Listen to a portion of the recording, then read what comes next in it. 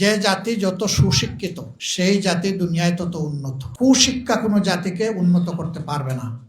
আমাদের সুশিক্ষার অভাব, আমাদের অঙ্গীকার সকল পর্যায়ে সুশিক্ষার মাধ্যমে দক্ষ জনবল গড়ে তোলা, যারা একদিনের জন্য বেকার থাকবে না ইনশাআল্লাহ। বিশেষ করে তরুণ তরুণীদেরকে আমরা মূল্যায়ন করতে চাই। আমরা দয়া করে তাদেরকে হাত দিব কেন? তাদের হাতগুলাকেই আমরা কর্মীর হাত, আমরা কারিগরের হাত বানাবো ইনশাআল্লাহ।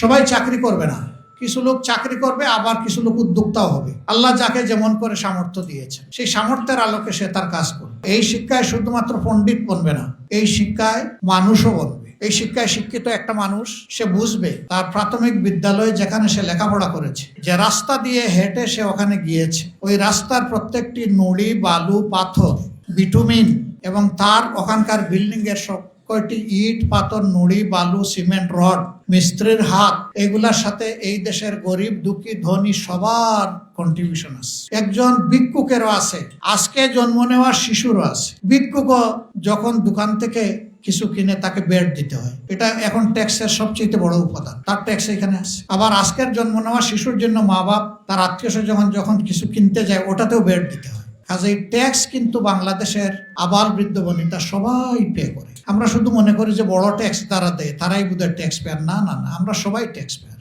ওয়ান অ্যান্ড অল, কেউ বাদ নেই।